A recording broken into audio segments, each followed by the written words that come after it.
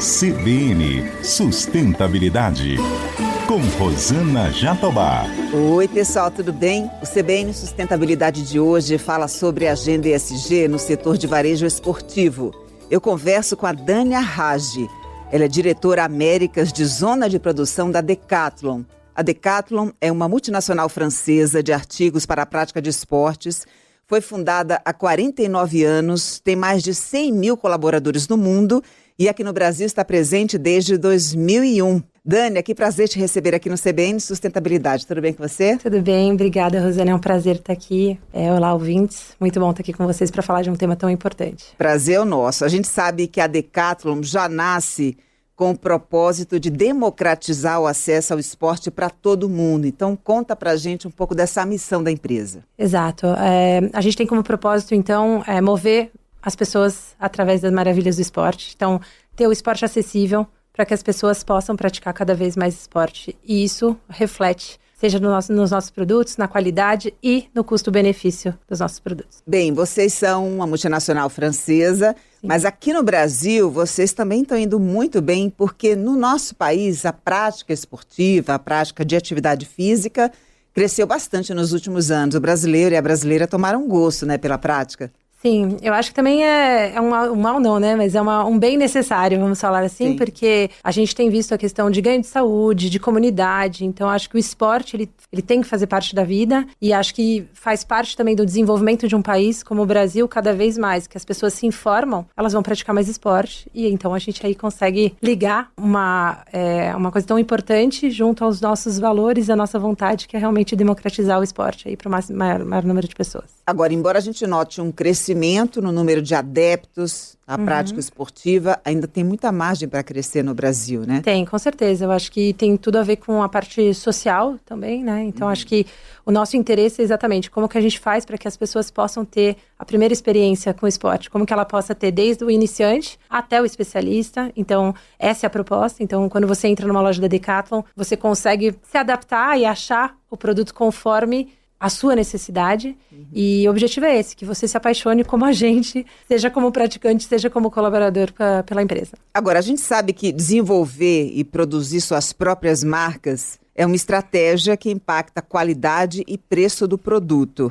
Quero te perguntar em que medida esse diferencial que vocês têm contribui para o sucesso da agenda ESG? Para mim, ele é essencial. Hoje a gente fala de como que a gente controla, como que a gente tem acesso à informação para você poder saber se o que você está fazendo é correto ou não. E eu acho que tá dentro do universo industrial, tá dentro de entender como essa cadeia funciona, ela nos permite entender a problemática e tratar a problemática, né? Porque não é um assunto fácil, é um assunto super complexo que envolve uma cadeia inteira, mas o fato da gente estar dentro, a gente consegue aprofundar desde o desenvolvimento do produto até a venda desse produto ao nosso cliente, né? Então, bem, as marcas são próprias, mas vocês trabalham com fornecedores ao redor do mundo. Sim, exatamente. Como é que vocês fazem para garantir o monitoramento, a rastreabilidade, saber que aquele determinado produto não veio de uma área de desmatamento, teve toda a questão relacionada à garantia dos direitos trabalhistas e direitos humanos, como, por exemplo, a não incidência de trabalho análogo ao da escravidão, trabalho infantil, por exemplo? Bom, para começar, a gente fala que os nossos fornecedores são nossos parceiros, não nossos fornecedores. Eu acho que aí é a grande vantagem onde você enxerga que ele é a nossa continuidade. Então, a gente trabalha junto para entender quais são as dificuldades e o que a gente tem que fazer para que o ambiente, desde da parte de segurança até a parte de como esse produto ele é confeccionado, ele é fabricado, ele seja feito de forma que respeitem, sejam as leis, mas sejam as pessoas. Acho que uma coisa muito forte que a gente sempre coloca é que as pessoas estão no centro de tudo. Então, a primeira coisa que a gente vai olhar é como eu garanto que as pessoas que estão trabalhando, elas estão em condições decentes, elas têm um trabalho onde elas podem trabalhar de forma saudável. E com isso, a gente também acompanha para entender. Eu estou falando de rastreabilidade, então, de onde vem esse produto? Então, a gente também tem, seja de auditorias para entender e poder avaliar esses fornecedores e também criar um plano de ação, porque eu acho que nenhum mundo começa perfeito, né? Então, a gente tem que entender onde o jogo que a gente está jogando. É claro que dentro disso a gente tem as coisas que são incontornáveis, ou seja, nem começo a trabalhar com o fornecedor se ele tem algumas práticas que não respeitam legislação, etc.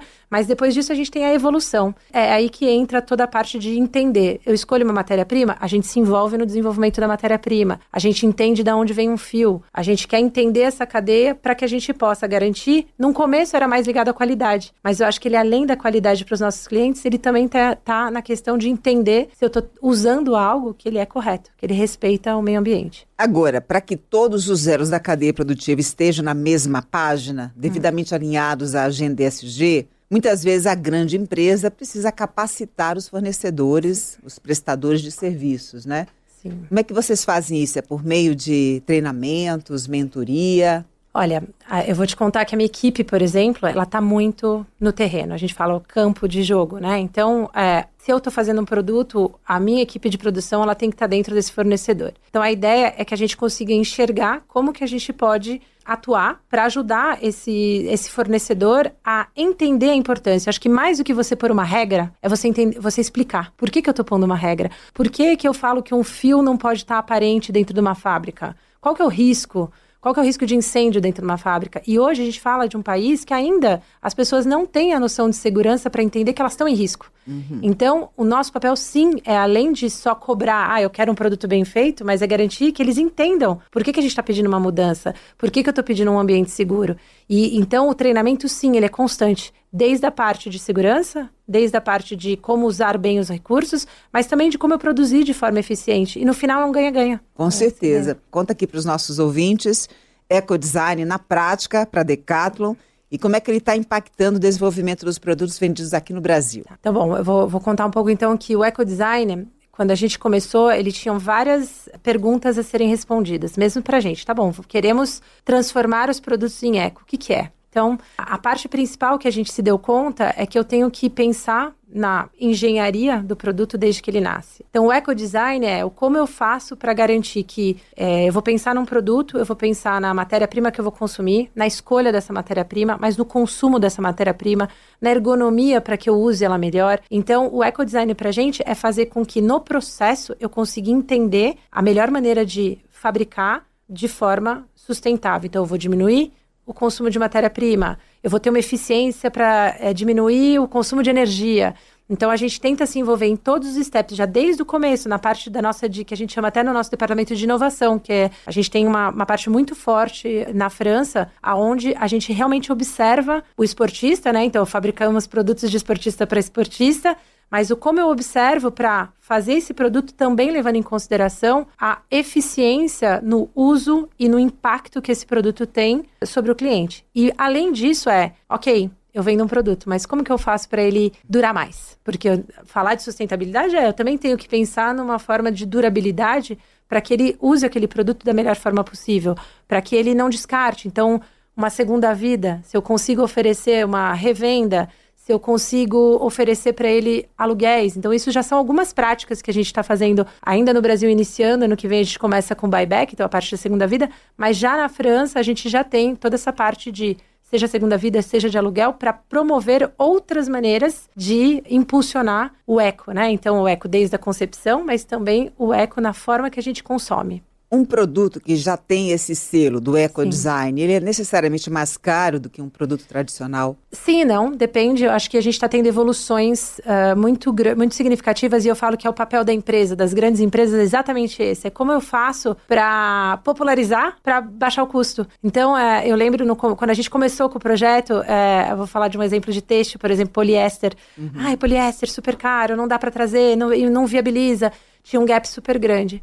E no começo a gente falou assim, não, a gente tem que fazer, se a gente não puxar o carro, ninguém vai seguir. E hoje já você consegue ter vários tipos de fio de poliéster com rastreabilidade, de proveniência boa, com o mesmo custo. Então, tem sim ainda, porque ainda é investimento, ainda é uma mudança de forma de produzir, de forma de conceber as matérias, mas isso tem ficado, cada vez mais que a gente puxa, tem ficado mais popularizado e mais fácil de atingir bons preços também com isso. E o poliéster é um dos vilões quando a gente fala da indústria têxtil, né? Porque é um subproduto do petróleo. Exatamente. Que outras matérias-primas, que outros insumos vocês estão desenvolvendo para que a cadeia seja cada vez mais sustentável? Então, a gente tem a parte também de... na verdade, assim, você pensa não só na matéria, né? Mas a gente tem, tudo bem, o algodão orgânico, mas eu tenho os processos de tingimento. Hoje, mais do que o tecido, o processo de tingimento, o uso de água, é uma das coisas que mais poluem, que mais usa, seja energia e fontes naturais. Então, hoje, por exemplo, quando eu decido,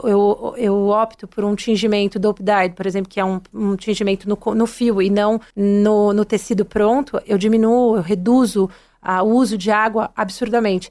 Então, a ideia é que a gente, além das matérias, a gente veja toda a cadeia para trazer benefícios. Então, assim, a gente tem a questão das fibras biodegradáveis que começam a aumentar cada vez mais. Então, a gente está vendo que as ofertas estão também ampliando e a gente, nos nossos centros de desenvolvimento, a gente puxa isso. A gente tem uma equipe que está lá sempre tentando descobrir quais são as matérias que a gente pode substituir. A gente tem, por exemplo, o caso do elastano, que a gente acabou substituindo por uma fibra que ela é menos agressiva. Então, a gente acaba sempre procurando fontes, né, matérias que sejam menos impactantes para o planeta. Esse é o conceito geral. Quando a gente pensa num horizonte de 5, 10 anos, a tendência nessa área esportiva é que as pessoas tenham peças que durem mais, até reduzam a quantidade de peças, porque sabem que aquelas ali vão atender à demanda esportiva? Sim, é por isso que a gente tem que se reinventar. E eu acho que a questão do serviço, do reparo, da segunda vida, do aluguel, ele também vai ser um complemento, porque a gente fala que o nosso cliente ele é fiel e a nossa ideia é que ele sinta que ele está sendo atendido das maneiras que ele precisa. Então, se ele precisa de um produto, ele vai ter o produto. Se ele precisa reparar o produto, ele vai ter a reparabilidade. Então, a ideia é que realmente a gente consiga atender o nosso cliente da forma completa. Mas também, óbvio, a gente fala de uma empresa que a gente tem que ser rentável. Então, é como a gente faz de forma inteligente e trazendo o que o nosso cliente espera. Já que você introduziu essa questão da economia circular, vamos nos aprofundar então nas oficinas de reparo da Decathlon aqui no Brasil. Como elas funcionam e como é que tem sido a receptividade do consumidor brasileiro? Sim, hoje a gente está bastante focado na parte de bicicletas, né?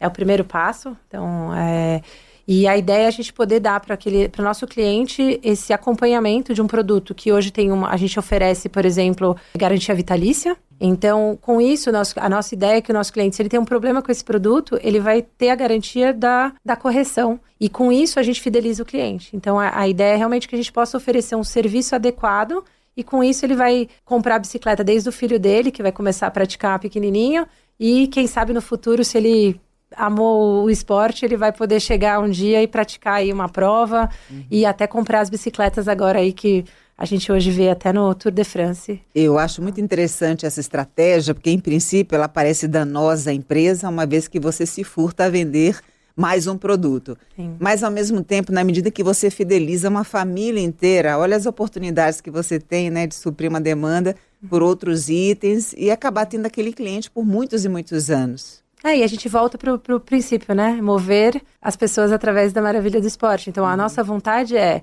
para todo mundo, é para criança, é para o adolescente, é para adulto. E acho que é isso, como a gente faz que o esporte ele seja algo cada vez mais praticado e que bom que a gente possa acompanhar essa trajetória desse esportista desde amador até profissional. Eu sei que o modelo de aluguel de equipamentos esportivos funciona muito bem na Europa. Aqui no Brasil, vocês vão adotar essa iniciativa? Tem planos para a gente conseguir chegar numa loja da Decathlon e alugar, sei lá, um equipamento para esqui ou para kitesurf, enfim? Bom, hoje a gente dividiu os projetos, então, por prioridade, até por estrutura. Então, o primeiro ano que vem vai ser a questão do buyback. Então, a gente já quer ter a segunda vida dentro das lojas. E, num horizonte um pouco mais, digamos, em torno de 3 anos, a gente começar a testar aí a parte de aluguel. Vamos lá para explicar para o nosso ouvinte. É muito letrado o meu ouvinte, né? Mas claro. Buyback, segunda vida, vamos lá explicar direitinho do que se trata. Então, são os produtos, na verdade, o meu cliente, ele compra uma bicicleta, por exemplo, e imagina uma criança que ela vai crescer, ela cresceu, ela não precisa mais daquela bicicleta de iniciante, então ela pode pegar aquela bicicleta e voltar para a loja e revender, e a Decathlon ajuda a fazer essa revenda para esse cliente, e dessa forma ele vai poder provavelmente comprar a sua próxima bicicleta, ou no futuro, que vai ser o mundo perfeito, alugar até se ele não quiser comprar uma bicicleta.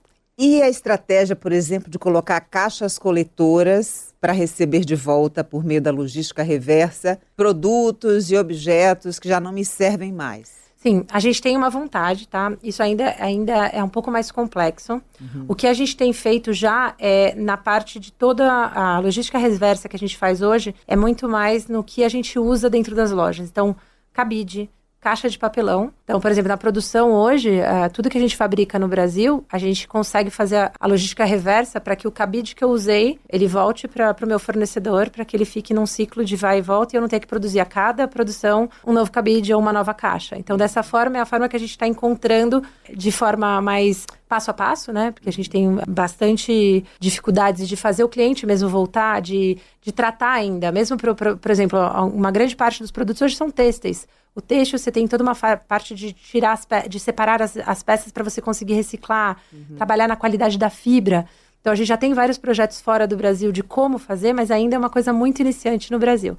Então, o que a gente está hoje focando é o como eu consigo fazer sobre o lixo, né? O que a gente gera. Então, diminuir plástico. Então, plástico a gente já tirou uma grande parte do plástico, a gente fala de 57% de redução dos plásticos da cadeia, né, produtiva. E o cabide, então vamos fazer a logística reversa, vamos cuidar dessas caixas para usar também ela da forma mais inteligente possível. Então a gente está tentando achar e se inventar e aprender, né, porque eu acho que isso é um aprendizado. Eu acho que o legal é que a gente incentiva, acho que a prática da sustentabilidade na Decathlon não é um departamento. É importante dizer, todo colaborador, ele tem a possibilidade de participar de um projeto de sustentabilidade, basta ele querer. Então, se tem um problema, por que não criar uma solução? Então, é a forma que a gente faz para conseguir com que a gente traga ideias e saiam da caixa, porque são mais pessoas pensando, com mais conhecimento de causa, porque talvez é um vendedor que está na loja entendendo o que está acontecendo lá, e daí nasce um projeto que a gente pode investir e melhorar. Bem, você trouxe aqui várias iniciativas que demonstram o compromisso da Decathlon com a sustentabilidade. Sim. São conceitos que já são considerados, valorizados pelo consumidor, todos esses atributos sustentáveis ou não? Acho que principalmente no Brasil, falando de Brasil, acho que está crescendo bastante. Acho que a velocidade também, graças a Deus, né? Está também crescendo bastante, porque eu acho que no começo a gente achava que ia ser muito difícil e, na verdade, está sendo muito mais valorizado do que a gente imaginava. Então, acho que a tendência com a informação é cada vez mais isso aumentar. E espero que a gente consiga atender a expectativa dos nossos clientes. Tomara. Agora, Dani, vocês estão com um compromisso de ser carbono neutro em toda a cadeia de valor até 2050. Isso. Na sua avaliação, onde é que reside o maior desafio? Eu acho que ainda a gente fala de bastante investimento, a gente fala de muita educação, a gente fala de uma empresa que está em muitos países do mundo, então a gente fala de países com diferentes realidades. Então, cada realidade pode trazer uma dificuldade. Então, por isso que a gente está tentando, como que a gente sai do subjetivo para o concreto. Então, tem coisas que já são possíveis e são as que a gente está puxando mais forte. Então, por exemplo, eu puxar uma energia renovável nos meus fornecedores já é meio que lei para a gente fazer o nosso fornecedor entender da importância de usar uma energia renovável. A questão de parar o uso de carvão. No Brasil não é um problema, porque a gente não usa carvão, mas no mundo é. Então, a gente já tem aí, até o final do ano, os nossos fornecedores diretos, então da cadeia direta já, a gente já para o uso do carvão até o final do ano. Sobretudo na Europa, né, que com a interrupção do gás russo, há algum tempo, muitas empresas tiveram que voltar a usar combustíveis fósseis, né? Para a gente já não é uma opção. Então, é óbvio que tudo a gente faz num processo com o fornecedor de como fazer essa troca, mas a gente tem conseguido e aí até o final do ano, então, carvão, provavelmente a gente consegue até o final do ano, no fornecedor direto, né, de compra direta, acabar com o uso do carvão. A própria estratégia que a gente acabou de citar de produzir localmente também contribui muito para uma pegada reduzida, né? Com certeza, a gente fala de toda a parte de logística, mas a gente fala de incentivar a comunidade, de ter um desenvolvimento socioeconômico na região. Então, eu acho que hoje, mais do que nunca, é uma necessidade de como você faz, e além de um cliente exigente, né? Então, o cliente está exigente, mas eu acho que a gente consegue adaptar a demanda ao que ele precisa, não tem por que mais produzir muito mais do que o cliente está esperando. Então, o fato de você estar perto te dá toda essa possibilidade. Então, eu vou conseguir reduzir o impacto, porque eu uso menos transporte, eu consigo fomentar uma economia, mas eu também consigo fazer com que eu não precise produzir mais do que o necessário. Então, acho que esse é o conceito, né? Quero saber um pouco mais sobre a atuação comunitária da Decathlon. Se vocês têm projetos esportivos em comunidades, se fornece algum tipo de apoio social em situações de vulnerabilidade? Sim, a gente tem então a Fundação Decathlon. A Fundação Decathlon esse ano completou 20 anos no mundo. A gente está presente aí em 53 países e a gente consegue impactar aí mais ou menos 900 mil pessoas com 1.000 projetos acontecendo em volta do mundo. Falando um pouco de Brasil, a gente tem mais ou menos 30 projetos no Brasil. A gente tem, por exemplo, um que eu gosto muito, que é o projeto da Miratus. A Miratus, então, localizada no Rio de Janeiro, numa comunidade da Zona Oeste do Rio de Janeiro. É uma comunidade que o senhor Sebastião, há muito tempo atrás, ele começou a praticar o badminton dentro da comunidade para ajudar essas crianças a terem algo para fazer, para não saírem, né, das ruas. E quando eles começaram a fazer isso, eles não tinham as condições, então não tinha equipamento, não tinha uma quadra. E a Decathlon conheceu esse projeto. O badminton é um esporte britânico, se não me engano, né? Sim, E é um esporte que no Brasil não é tão comum. Isso que é o mais interessante, mas por alguma razão o seu Sebastião começou a praticar esse esporte, mas ele não tinha o equipamento, não tinha estrutura. Toda. Então a Decathlon entrou e eu acho que é o objetivo da fundação. Então como a gente ajuda as pessoas de vulnerabilidade, mas através da prática esportiva. Então ela entrou como? Com equipamento, com a estruturação das quadras, se você precisa ter um treinador para acompanhar essas crianças, né, e adolescentes. E o que é legal dessa história? Nós temos aí o Igor Coelho, que é um atleta que participou já de 3 Olimpíadas vindo da Miratus.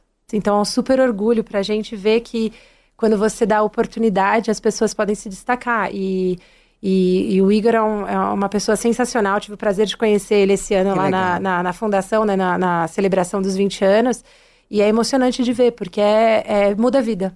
E a gente tem vários projetos desses no mundo. Assim, nessa experiência, a gente viu meninas do Marrocos que não tinham como ir para a escola. Então, a Decathlon forneceu bicicleta para elas irem para a escola e transformou a vida dessas meninas que paravam de estudar na metade, porque era mais de 10 quilômetros de caminhada para ir para a escola, ou que a única possibilidade de trocar de vida era se casar.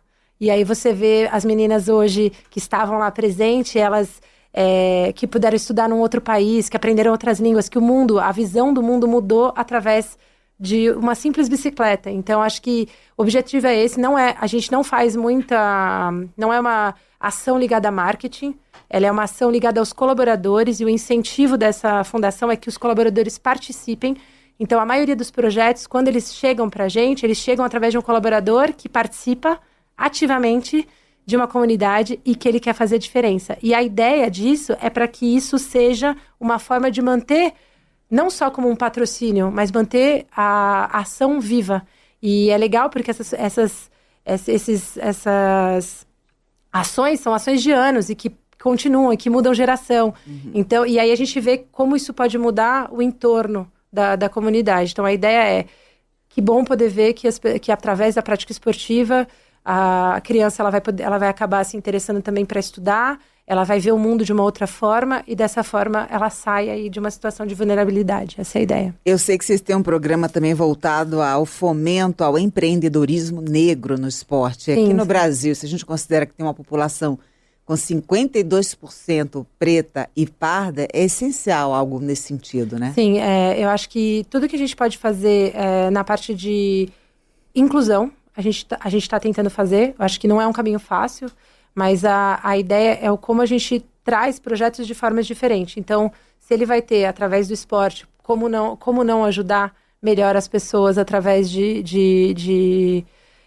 dessa inclusão. Então, assim, a gente também tem as comunidades e a gente tem uma população preta que precisa também desse suporte. Então, realmente a gente conseguir trazer mais uma forma de inclusão através do esporte para essas pessoas. Com tantos projetos, ações, iniciativas, como é que vocês estão equilibrando rentabilidade com sustentabilidade?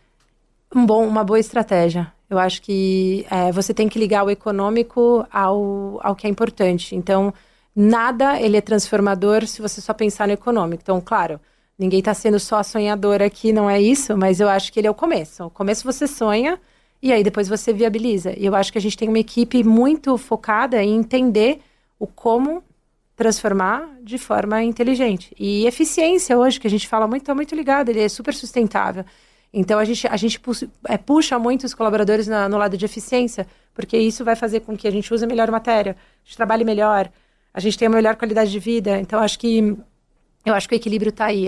Você está muito claro o propósito. Então, o propósito não vai mudar. Como eu trago as pessoas para o esporte de forma sustentável. Então, acho que é essa a ideia. Dânia, quero te agradecer imensamente pela sua participação aqui no CBN Sustentabilidade. Como não deu tempo da gente repercutir tudo, eu já te convido para uma próxima oportunidade. Com muito prazer. Obrigada. Eu conversei com a Dânia Rage, diretora Américas de Zona de Produção da Decathlon. Além de ter acesso a conteúdo pelo YouTube, você também encontra essa entrevista no site, no aplicativo da CBN ou na sua plataforma preferida. Colaboraram comigo aqui no CBN Sustentabilidade, minha linda produtora Ana Luísa Bessa. Nos trabalhos técnicos, Adriano Bernardino e o Cauã Felipe. E na edição, Rafael Furugem. Um beijo para você. Até semana que vem. CBN Sustentabilidade, com Rosana Jatobá.